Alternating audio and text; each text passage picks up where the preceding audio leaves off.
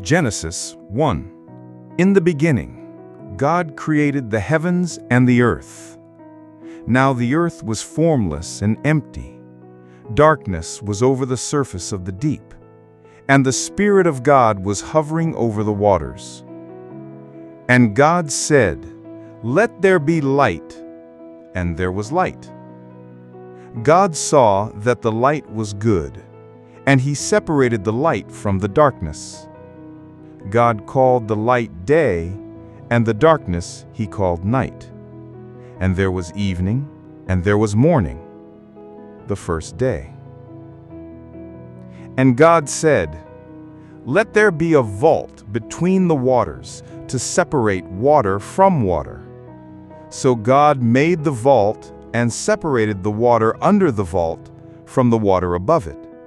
And it was so. God called the vault sky, and there was evening, and there was morning, the second day.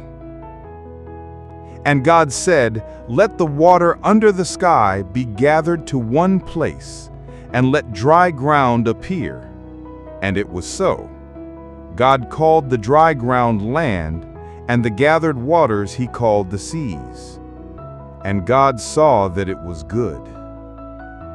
Then God said, "Let the land produce vegetation, seed-bearing plants and trees on the land that bear fruit with seed in it, according to their kinds." And it was so. The land produced vegetation, plants bearing seed according to their kinds, and trees bearing fruit with seed according to their kinds. And God saw that it was good. And there was evening, and there was morning, the third day. And God said, "Let there be lights in the vault of the sky to separate the day from the night, and let them serve as signs to mark sacred times and days and years, and let them be lights in the vault of the sky to give light on the earth." And it was so. God made two great lights, the greater light to govern the day, and the lesser light to govern the night. He also made the stars. God set them in the sky to give light on the earth, to govern the day and the night, and to separate light from darkness. And God saw that it was good. And there was evening, and there was morning, the fourth day. And God said, "Let the waters teem with living creatures, and let birds fly above the earth across the vault of the sky." So God created the great creatures of the sea, and every living thing with which the water teems, according to their kinds, and every winged bird according to its kind. And God saw that it was good. God blessed them and said, "Be fruitful and increase in number, and fill the water in the seas, and let the birds increase on the earth." And there was evening, and there was morning, the fifth day. And God said, "Let the land produce living creatures according to their kinds, the livestock, the creatures that move along the ground, and the wild animals, each according to its kind." And it was so. God made the wild animals according to their kinds, the livestock according to their kinds, and all the creatures that move along the ground according to their kinds. And God saw that it was good.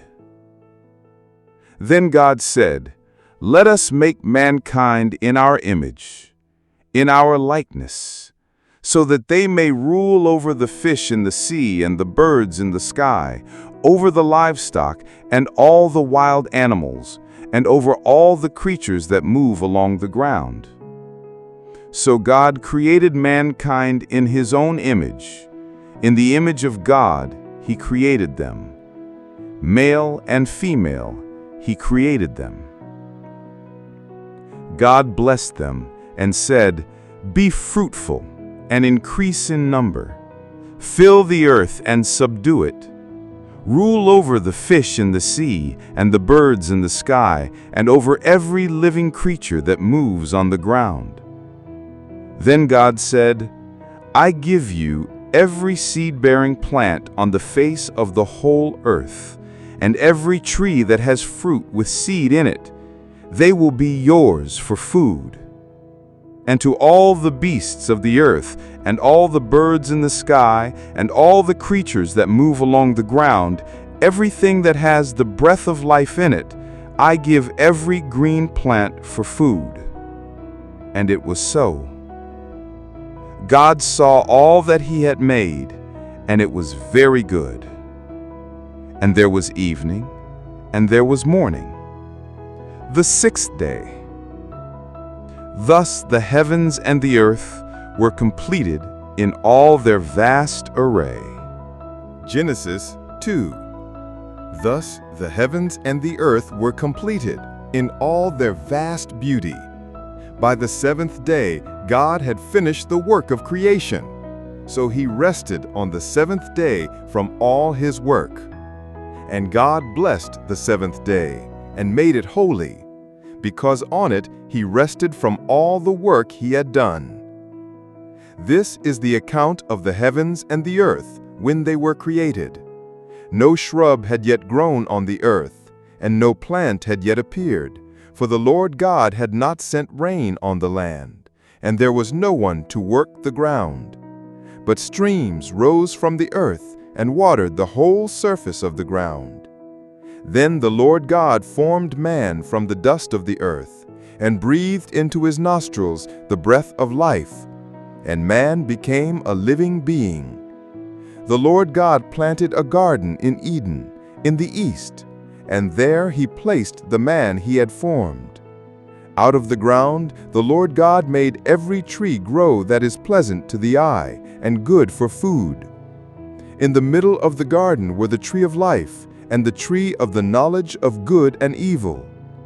A river flowed from Eden to water the garden, and from there it divided into 4 rivers: the Pishon, which winds through the land of Havilah, where the gold is good; the Gihon, which flows through the land of Cush; the Tigris, which runs along the east side of Ashur; and the Euphrates. The Lord God took the man and placed him in the Garden of Eden to work it and care for it. And the Lord commanded him, "You are free to eat from any tree in the garden, but you must not eat from the tree of the knowledge of good and evil, for when you eat from it, you will surely die." Then the Lord God said, "It is not good for the man to be alone. I will make a helper suitable for him."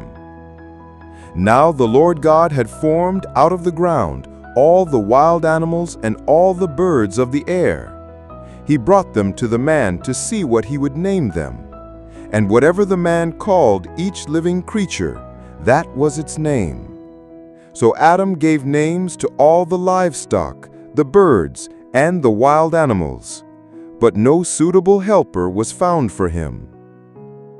So the Lord God caused the man to fall into a deep sleep. And while he was sleeping, he took one of his ribs and closed up the place with flesh.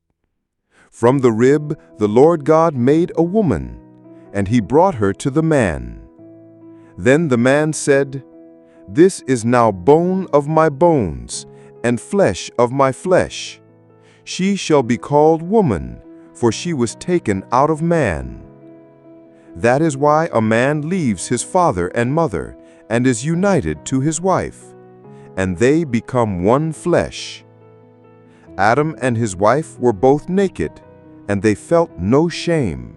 Now the serpent was more cunning than any of the wild animals the Lord God had made. He said to the woman, "Did God really say, 'You must not eat from any tree in the garden'?" The woman replied, "We may eat fruit from the trees in the garden, but God said, 'You must not eat from the tree in the middle of the garden, and you must not touch it, or you will die.' The serpent whispered, 'You will not surely die. For God knows that when you eat of it, your eyes will be opened, and you will be like God, knowing good and evil. The woman looked at the fruit of the tree. It was pleasing to the eye and desirable for gaining wisdom. She took some and ate it. She also gave some to her husband, and he ate. Then the eyes of both were opened, and they realized they were naked.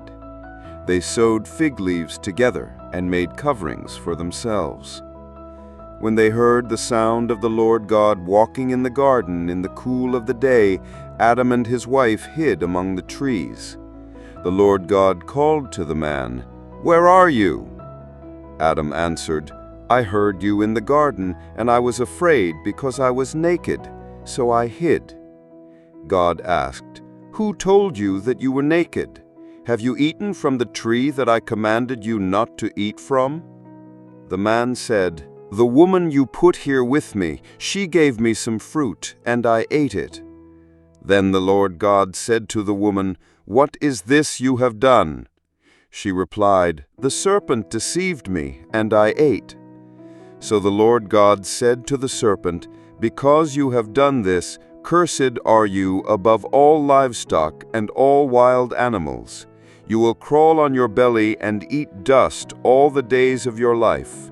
And I will put enmity between you and the woman, and between your offspring and hers. He will crush your head, and you will strike his heel." To the woman he said, "I will greatly increase your pain in childbearing. With painful labor you will give birth to children. Your desire will be for your husband, and he will rule over you." To Adam he said, "Because you listened to your wife and ate fruit from the tree about which I commanded you not to eat from, cursed is the ground because of you. Through painful toil you will eat food from it all the days of your life. It will produce thorns and thistles for you, and you will eat the plants of the field. By the sweat of your brow you will eat your food until you return to the ground, since from it you were taken, for dust you are, and to dust you will return." Adam named his wife Eve, because she would become the mother of all the living.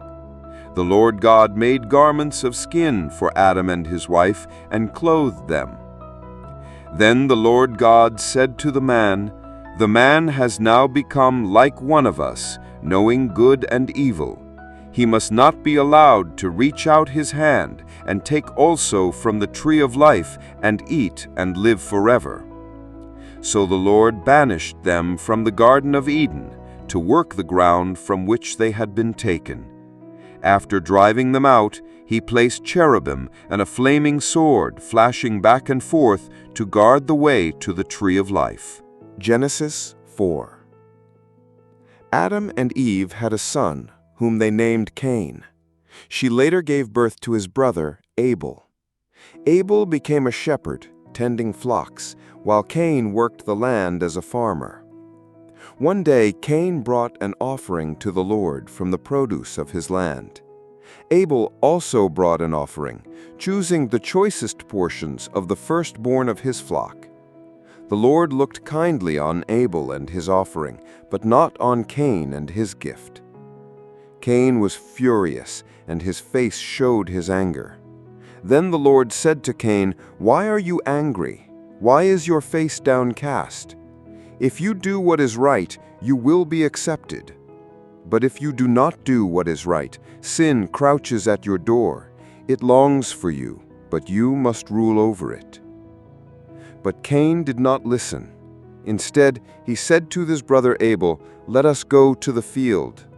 And while they were there, Cain attacked Abel and killed him. The Lord said to Cain, "Where is your brother Abel?" Cain replied, "I do not know. Am I my brother's keeper?" But the Lord said, "What have you done? Your brother's blood cries out to me from the ground. Now you are cursed from the ground, which opened its mouth to receive your brother's blood. When you till the ground, it will no longer yield fruit for you. You will be a restless wanderer on the earth." Cain cried out to the Lord, "My punishment is so great that I cannot bear it.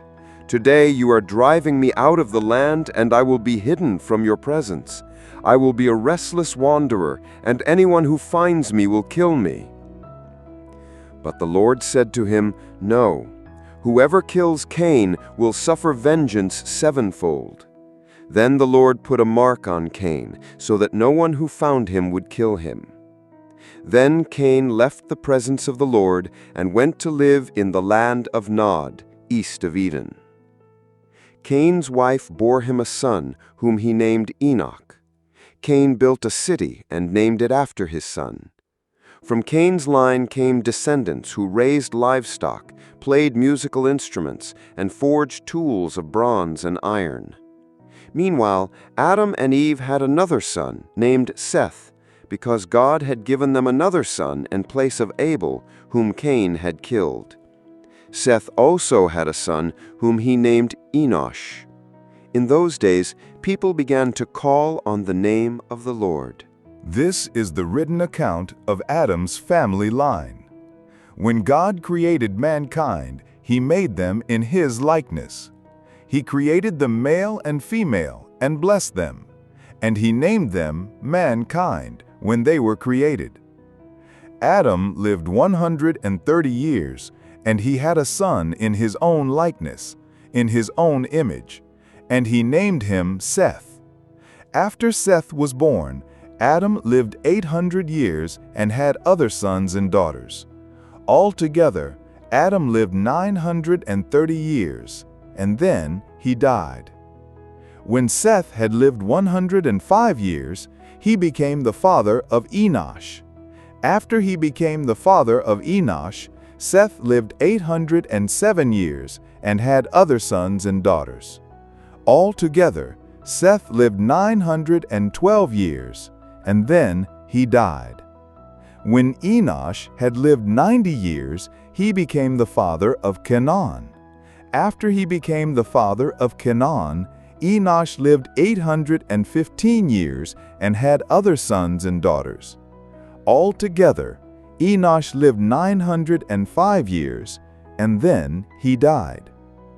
When Canaan had lived 70 years, he became the father of Mahalalel. After he became the father of Mahalalel, Canaan lived 830 years and had other sons and daughters. Altogether, Mahalalel lived 895 years, and then he died. When Jared had lived 162 years, he became the father of Enoch. After he became the father of Enoch, Jared lived 800 years and had other sons and daughters. Altogether, Enoch lived 365 years. Enoch walked faithfully with God. Then he was no more, because God took him away. When Methuselah had lived 187 years, he became the father of Lamech. After he became the father of Lamech, Methuselah lived 772 years and had other sons and daughters.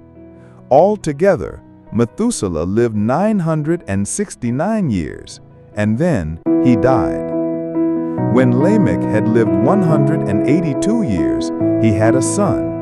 He named him Noah and said, "He will comfort us in the labor and painful toil of our hands, caused by the ground the Lord has cursed." After Noah was born, Lamech lived 595 years and had other sons and daughters. Altogether, Lamech lived 777 years, and then he died. After Noah was 500 years old, he became the father of Shem, Ham, and Japheth.